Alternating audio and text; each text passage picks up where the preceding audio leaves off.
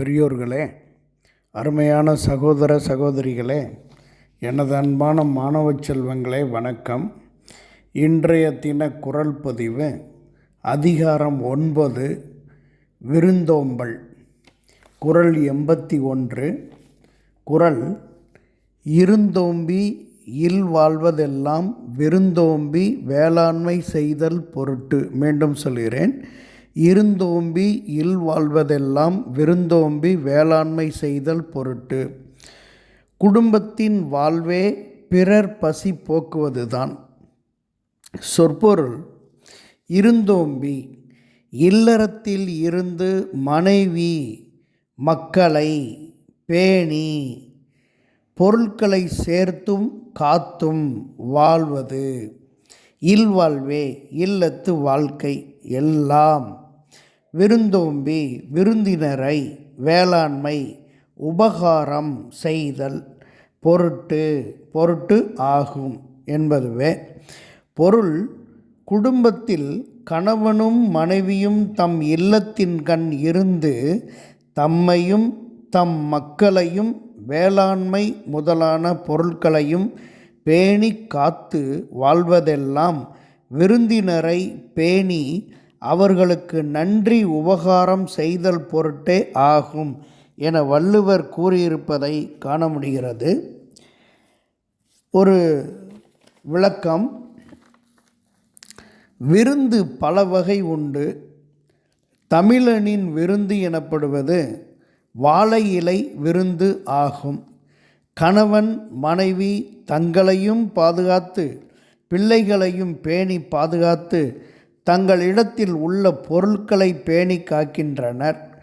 பொருள் என்பது வேளாண் பயிர்களாகிய தானியங்கள், பயறு வகைகள், கோழி, புறா, ஆடு ஆகியவற்றை வளர்த்து பேணி பாதுகாத்து வைப்பார்கள்.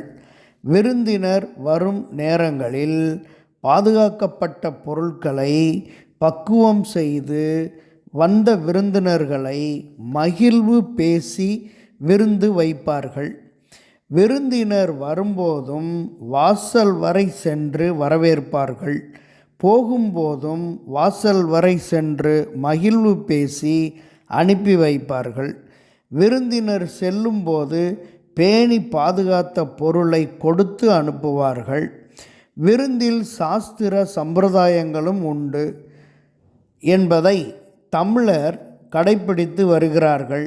விருந்தினர் பிறர் வீட்டில் விருந்து சாப்பிட்டுவிட்டு வாழ்நாளெல்லாம் அவர்களுடைய உறவு வேண்டும் என்று நினைத்தால் விருந்து நன்றாக இல்லை என்றாலும் பரவாயில்லை என நினைத்து சாப்பிட்டு முடித்தவுடன் இலையை தம் பக்கம் மடித்து வைப்பார்கள். விருந்தினரின் உறவு தேவையில்லை என்றால் நமக்கு வந்த இலையை புறம்பாக எதிர்த்திசை நோக்கி மடிப்பார்கள். திருமண வீட்டில் கரிசோறு விருந்து பெறுபவர்கள் தம் பக்கம் இலையை மடிப்பர்.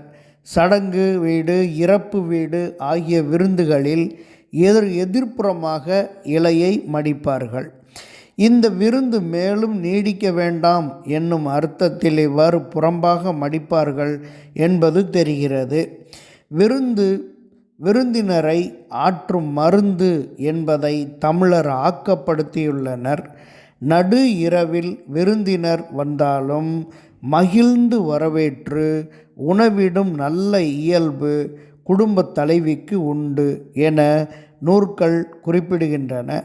இல்லத்தில் பலரும் நுழையும் அளவிற்கு உள்ள பெரிய வாயிலை இரவில் மூடுவதற்கு முன்னர் உணவு உண்ண வேண்டியவர்கள் யாரேனும் உள்ளீர்களா என்று கேட்கும் வழக்கம் தமிழரிடம் இருந்துள்ளது.